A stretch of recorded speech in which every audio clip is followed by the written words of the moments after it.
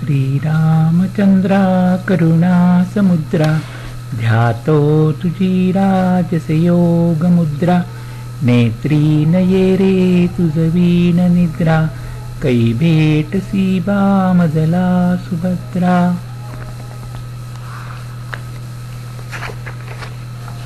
श्रीरामचंद्रांच्या जन्माची कथा. सरयू नदीच्या तीरावर वसलेल्या कोसल देशाचे आधिपत्य त्रेतायुगात इक्ष्वाकू वंशातील राजांकडे होते. या वंशात अनेक महान राजे झाले. यामध्ये महाराज अज यांचा पुत्र महाराज दशरथ एक महापराक्रमी प्रजादक्ष धर्मपरायण सम्राट होते. त्यांचे प्रजेवर पुत्रवत प्रेम होते. महाराज दशरथांना 3 राण्या होत्या. संयमी आणि विचारी अशी कौसल्या, विशाल मनाची आणि अत्यंत उदार बुद्धी असलेली सुमित्रा आणि अतीत लावण्याचे लेणे लाभलेली कैकेयी. या सर्व वैभव संपन्न जीवनात एकच उणीव होती. महाराजांच्या विवाहांना कित्येक वर्ष लोटली होती, परंतु पुत्रप्राप्ती मात्र अजून झाली नव्हती. या एका गोष्टीचे दुःख महाराजांसह तिन्ही राण्यांना सलत होते. यावेळी कुलगुरू वशिष्ठ मुनींनी महाराजांना पुत्रकामेष्टी यज्ञ करण्याचा सल्ला दिला. या प्रसंगी ते गीत आपण ऐकूया.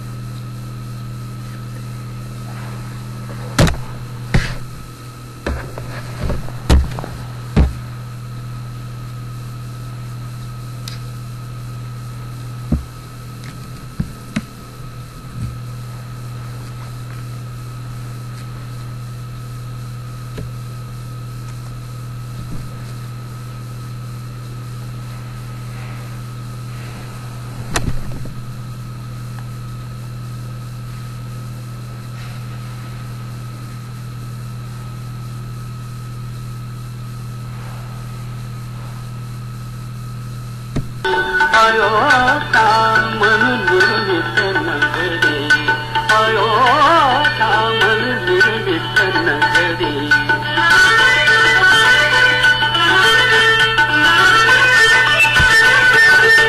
त्या नगरीच्या विशालतेवर उभ्या राहिल्या वास्तू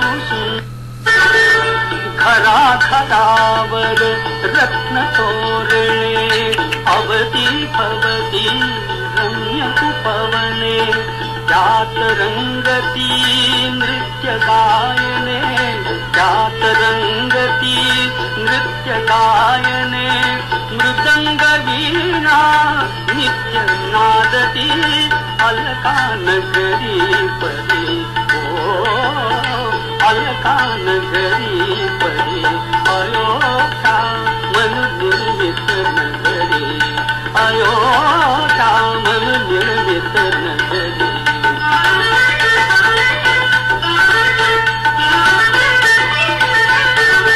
स्त्रिया पतिव्रता पुरुषही धार्मिक. पुत्र उपजती निज कुलदीपक.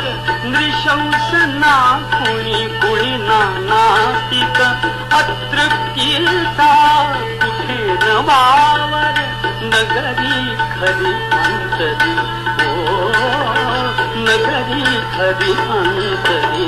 अयोध्या म्हणून निर्मित नगरी, अयोध्या म्हणून निर्मित नगरी.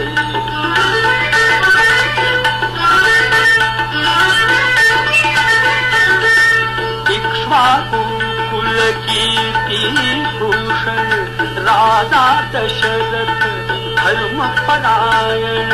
त्या नगरीचे करितो रक्षण, त्या नगरीचे करितो रक्षण. गृही चंद्रसा नगरी इंद्रसा गृही चंद्रसा नगरी इंद्रसा सूर्य तसा संगरी सूर्य तसा संगरी अयोध्या म्हणून निर्मित नगरे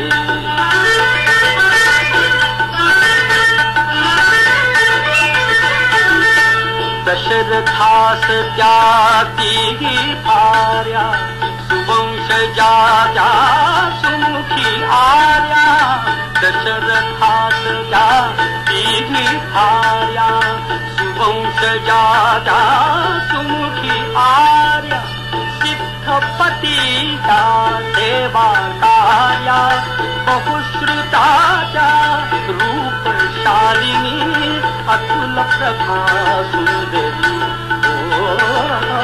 अतुल प्रभा सुंदरी अयोध्या म्हणून निर्मित नगरी अयोध्या म्हणून निर्मित नगरी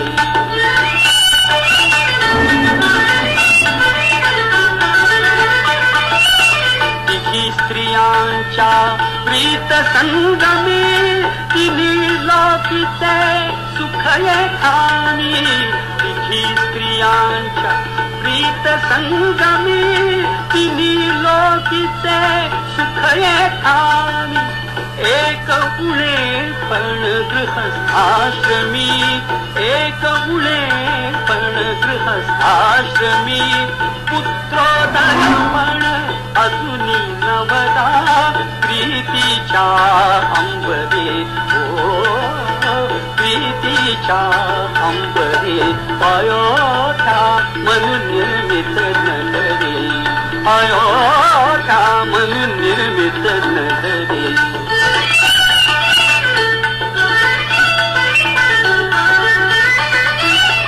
शल्य एकते कौसल्येसी दिसे सुमित्रा सदा उदासी कैक कैकयी करिनवसासी कैक कैकयी करिनवसासी दशरथास ही यथा एकती छळिते अभ्यंतरी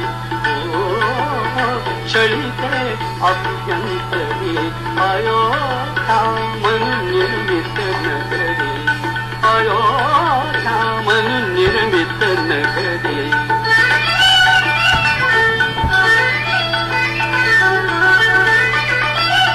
राजसौख्य ते सौख्य जनाचे एकच चिंतन लक्ष्मणाचे राजसौख्य ते सौख्य जनाचे एकच चिंतन लक्ष्मणाचे काय कादना सौख्य धनाचे कल्पतरुणा फूल नसे का कल्पतरुणा फूल नसे का वसंत सरला तरी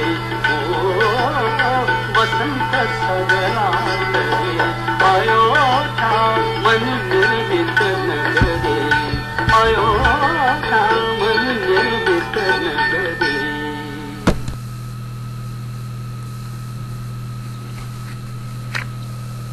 यावेळी कुलगुरू वशिष्ठ मुनींनी महाराजांना पुत्रकामेष्टी करण्याचा सल्ला दिला. कुलगुरू वशिष्ठांच्या उपदेशाप्रमाणे अयोध्यापती महाराज दशरथांनी ऋष्यशृंग मुनींना बोलावून त्यांच्या करवी पुत्रकामेष्टी यज्ञ प्रारंभ केला. यज्ञात श्रद्धापूर्वक आहुती दिल्या जात असताना त्यातून तप्त सुवर्णासमान दैदिप्यमान असे भगवान अग्निदेव प्रकट झाले. त्यांच्या हातात पायसाने भरलेले एक सुवर्ण पात्र होते. अग्निदेव अत्यंत मधुर अशा स्वरात महाराज दशरथांना म्हणाले, हे राजा, देवांनी निर्माण केलेले पुत्रप्राप्ती करून देणार हे दिव्य पायस घे आणि आपल्या राण्यांना दे. यांच्या सेवनाने प्रत्यक्ष परमात्मा तुझे घरी पुत्र रूपाने जन्म घेतील असे सांगून आणि तो सुवर्ण कलश महाराजांच्या हाती देऊन अग्निदेव अंतर्धान पावले. वशिष्ठ मुनींच्या सांगण्याप्रमाणे महाराजांनी त्या सुवर्ण कलशातील पायस अर्धे अर्धे वाटून आपल्या 2 राण्या कौसल्य आणि कैकेयी यांना दिले. तितक्यात राणी सुमित्रा तेथे आली. त्यावेळी कौसल्येने आपल्या पायसातील अर्धे पायस सुमित्रेस दिले, तसेच कैकेयीने सुद्धा आपल्या पायसातील अर्धे सुमित्रेस दिले. तिन्ही राण्या पायसाचे सेवन करून यथावकाश गर्भवती झाल्या. राजभवनात त्या तिन्ही राण्या आपल्या दिव्य कांतीने देवतांप्रमाणे शोभून दिसू लागल्या. काळ आपल्या गतीने चालला होता. चैत्र महिन्यातील शुक्ल पक्षातील नवमीच्या दिवशी अत्यंत शुभ अशा कर्कलग्नात पुनर्वसू नक्षत्राचे समयी ज्यावेळी 5ही ग्रह उच्च स्थितीत होते आणि सूर्यदेवाने मेषराशीत प्रवेश केला होता, त्या मध्यान्हीच्या वेळी सनातन परमात्मा जगन्नाथ आविर्भूत झाले. त्यावेळी निरनिराळ्या रंगीबेरंगी सुवासिक फुलांनी नभोमंडळ भरून गेले होते.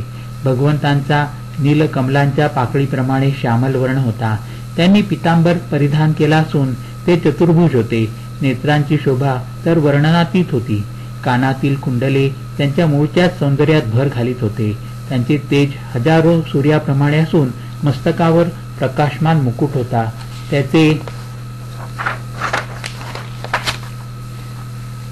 त्यांचे केस काळे कुरळे आणि रेशमाप्रमाणे मऊ होते. त्यांच्या 4 हातामध्ये शंख, चक्र, गदा आणि पद्म धारण केले असून गळ्यात वैजयंती माला अत्यंत शोभून दिसत होती. हृदयातील अनुग्रहरूपी चंद्राची सूचना देणारे स्मितरूपी चांदणे त्यांच्या मुखमंडळावर विलसत होते. करुण रसाने भरलेले त्यांचे नेत्र कमलाप्रमाणे विशाल आणि सुंदर होते. श्रीवत्स, हार, केयूर, नुपूर इत्यादी अनेक अलंकारांनी ते विभूषित होते. अशा या परमदिव्य परमात्म्यास पाहून कौसल्या राणी आश्चर्यचकित झाली. आनंदाश्रूंनी भरलेल्या नेत्रांनी दोन्ही हात जोडून अत्यंत श्रद्धाभावाने ती म्हणाली, हे देवाधिदेवा, तुम्हाला नमस्कार असो. शंख, चक्र, गदा, पद्म धारण करणाऱ्या हे प्रभो, तुम्ही अच्युत आणि अनंत असे परमात्मा आहात. तुम्ही सर्वत्र परिपूर्ण पुरुषोत्तम आहात. वाणी, मन यांचे तुम्ही विषय नाही. तुम्ही इंद्रियातीत, सत्तारूप आणि केवळ ज्ञान हेच स्वरूप असणारे भगवंत आहात. तुम्हीच आपल्या मायेने सत्व, रज आणि तम या गुणांनी युक्त होऊन हे विश्व निर्माण करता, त्यांचे पालन करता आणि यथासमयी त्याचा लय करता. परंतु खरे पाहता तुम्ही नेहमी निर्मल अशा तुरीय स्थितीतच असता. तुम्ही करता नाही, परंतु तुम्ही कर्म करीत असल्यासारखे वाटते. तुम्ही गमन करीत नाही, परंतु गमन करीत असल्यासारखे वाटते. तुम्ही ऐकत नाही, परंतु तसे भासते मात्र. समस्त प्राण्यांमध्ये तुम्ही समान भावाने स्थित आहात, परंतु अज्ञानरूपी अंधकाराने ज्यांचे मन झाकले गेले आहे त्यांना तुम्ही दिसत नाही. ज्यांची बुद्धी शुद्ध असते त्या साधकांना तुमचा साक्षात्कार होतो. हे भगवंता प्रभुत्तमा, तुमच्या उदरात अनेक ब्रह्मांडे परमाणूप्रमाणे दिसतात, परंतु माझ्या उदरातून तुम्ही जन्म घेतला आहे असे जे तुम्ही प्रकट करीत आहात ती तुमची एक लीलाच आहे. यावरून मला तुमची भक्तवत्सलता दिसून आली. हे प्रभो, तुमच्या मायेने मोहित होऊन मी संसार सागरात पती, पुत्र, धन यामध्येच गुंतून जन्म मृत्यूच्या फेऱ्यामध्ये फिरत होते. परंतु आज माझ्या परमभाग्याने तुमच्या पदकमळी शरण आले आहे. हे परमेश्वरा, तुमची ही मंगलमयी मनोहर मूर्ती निरंतर माझ्या हृदयात विराजमान राहो. विश्वाला मोहित करणारी तुमची माया मला मोहित न करो. हे विश्वात्मन, तुम्ही हे अलौकिक रूप आवरून घ्या आणि परम आनंददायक आणि कोमल असे बालरूप धारण करा. भगवान म्हणाले, हे माते, तुझी जी इच्छा असेल ती पूर्ण होवो. भूमीचा भार उतरविण्यासाठी पूर्वी ब्रह्मदेवांनी माझी प्रार्थना केली होती. म्हणून रावण आणि निशाचरांना मारण्यासाठी मी मानव रूपात अवतार घेतला आहे. हे पुण्यशील माते, मला पुत्ररूपाने प्राप्त करून घेण्याच्या इच्छेने दशरथासह तू सुद्धा तपस्या करून माझी आराधना केली होतीस. तू जे माझे दिव्य रूप पाहिलेस ते तुझ्या पूर्वीच्या तपस्येचे फळ आहे. माझे दर्शन हे मानवांना मोक्ष प्रदान करणारे आहे. भगवान पुढे म्हणाले, माते, आपणा दोघांचा हा संवाद जे साधक पठण करतील अथवा श्रवण करतील त्यांना माझ्या कृपेने त्यांच्या अंतसमयी माझी स्मृती राहील आणि नंतर माझी स्वरूपता मुक्ती प्राप्त होईल. अशा प्रकारे माता कौसल्ये सांगून भगवंत बालरूप घेऊन रडू लागले. त्यांचे बालरूप सुद्धा इंद्रनील मण्याप्रमाणे कांतिमय, विशाल नेत्र, अतिसुंदर नासिका, पातळ गुलाबी ओठ आणि सुंदरशी नाजूक जीवनी असे नयन मनोहारी होते. कौसल्येने त्या दिव्य बालकास अत्यंत प्रेमभराने उचलून आपल्या मांडीवर घेतले आणि छातीशी लावले.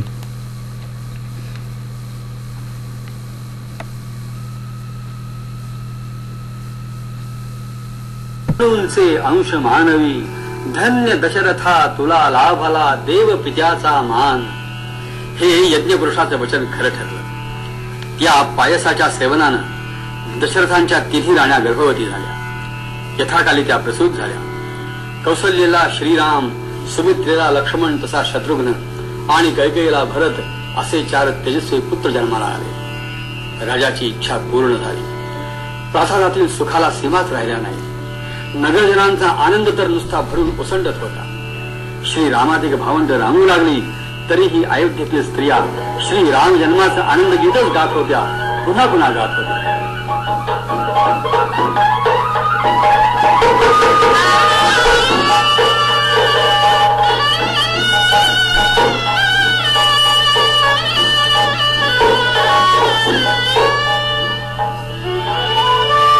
चैत्र मास त्यात शुद्ध नवमी तिथी, गंधयुक्त तरीही वात उष्ण हे किती. 2 प्रहरी कागशिरी सूर्य थांबला. राम जन्मला ग सखी, राम जन्मला. राम जन्मला ग सखी, राम जन्मला. राम जन्मला ग सखी, राम जन्मला.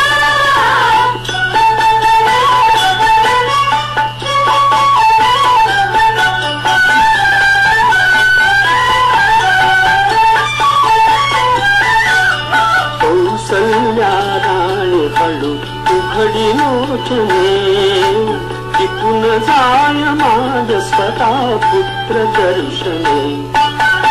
ओघळले आसु सुखे कंठ दाटला, ओघळले आसु सुखे कंठ दाटला.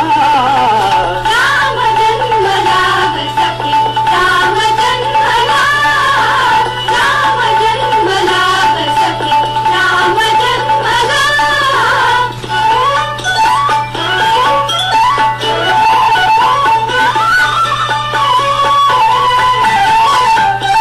राजगृही येईन सौख्य पर्वणी, सौख्य पर्वणी. पानामुन हंबरला धेनु अंगणी, धेनु अंगणी. दुंदुभीचा नाद तोच धुंद कोंदला, दुंदुभीचा नाद तोच धुंद कोंदला. राम जन्मला ग सखी, राम जन्मला. राम जन्मला ग सखी, राम जन्मला.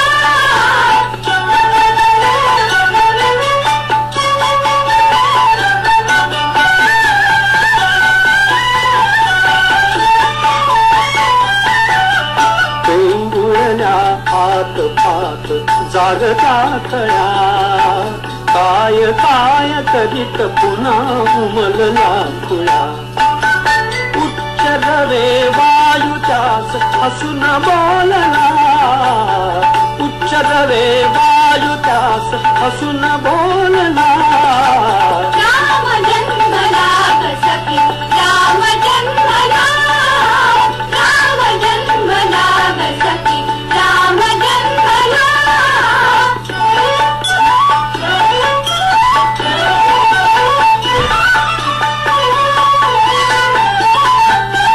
वार्ता ही सुखद जनी पोचली जनी, पोचली जनी. गेहातून राजपती धावले कुणी, धावले कुणी.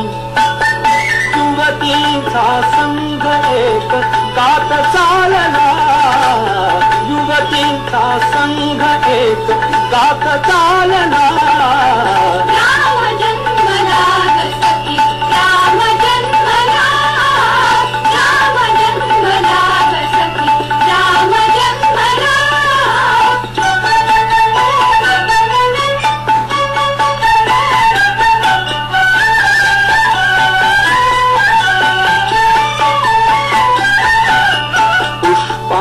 तिथे ती कोणी भूषणे हास्याने लोक दिले शब्द भाषणे वाद्यांचा ताल मात्र जलद वाढला वाद्यांचा ताल मात्र जलद वाढला राम जन्मला ग सखी राम जन्मला राम जन्मला ग सखी राम जन्मला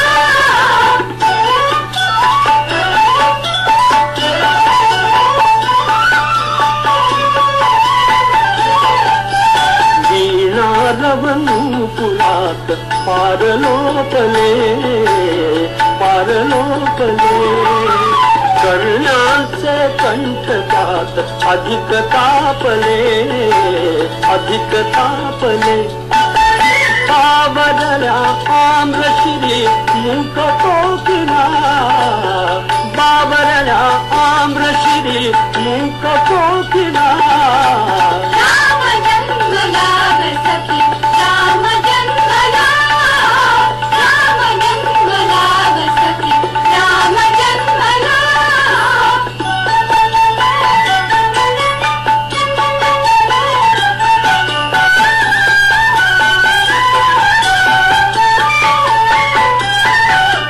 दिग्गजही हलून जरा चित्र पाहती गगनातून आज नवे रंग पोहती मोत्याचा चूर नभी भरून राहिला मोत्याचा चूर नभी भरून राहिला राम जन्मला ग सखी राम जन्मला राम जन्मला ग सखी राम जन्मला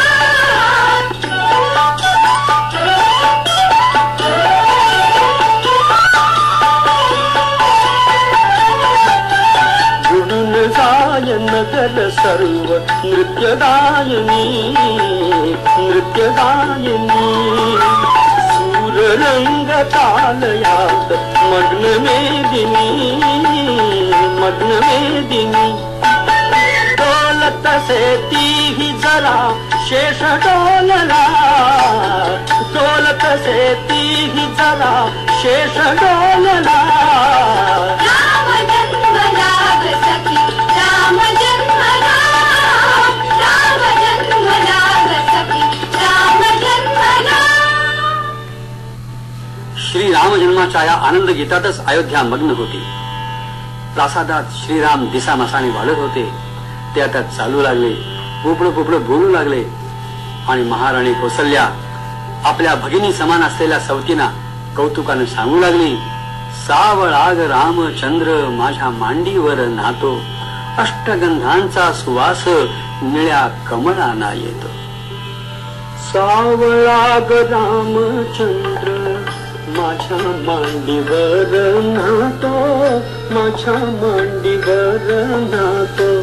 सावळाग रामचंद्र माझ्या मांडीवर नातो, माझ्या मांडीवर नातो.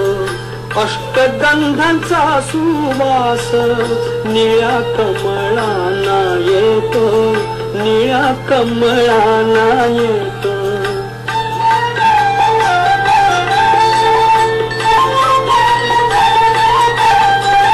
सावळाग रामचंद्र माझ्या हाताने जेवतो, माझ्या हाताने जेवतो. सावळाग रामचंद्र माझ्या हाताने जेवतो, माझ्या हाताने जेवतो. उरलेल्या घासासाठी हवा राघूंचा थांबतो, हवा राघूंचा थांबतो.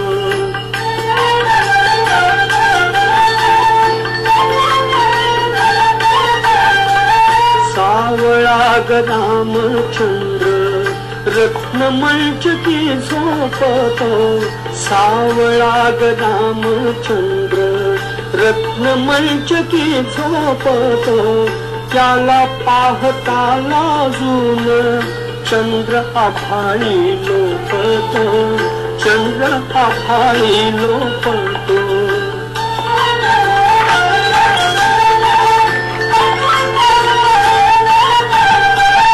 सावळा ग रामचंद्र चार भावात खेळतो, सावळा ग रामचंद्र चार भावात खेळतो.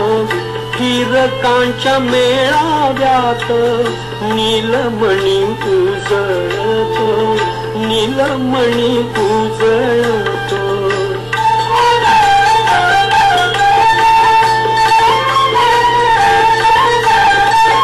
सावळा ग रामचंद्र कधी भावंडासी प्रीत, सावळा ग रामचंद्र कधी भावंडासी प्रीत. थोरा थोरानी शिकावी बाळाची या बाळगीत, बाळाची या बाळगीत.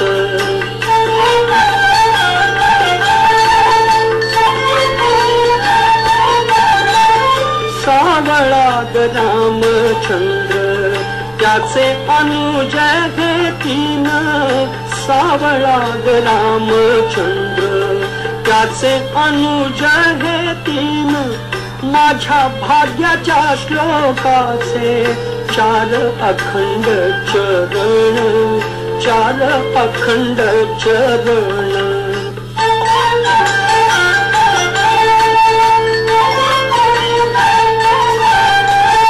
सावळा ग रामचंद्र कधी बोबडे भाषण, सावळा ग रामचंद्र कधी बोबडे भाषण. त्याशी करिता संवाद झालो बोबडे आपण, झालो बोबडे आपण.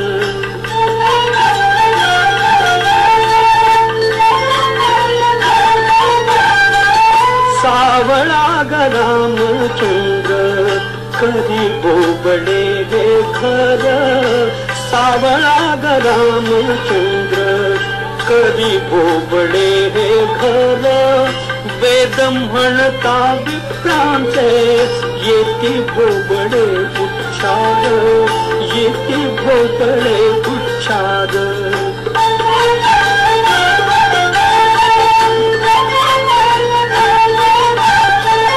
सावळा ग रामचंद्र चंद्र नभीचा मागतो, सावळा ग रामचंद्र चंद्र नभीचा मागतो.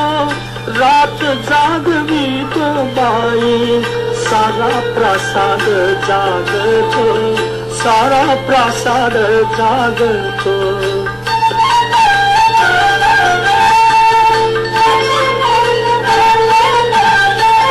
सावळा ग रामचंद्र उद्या होईल तरुण, सावळा ग रामचंद्र उद्या होईल तरुण.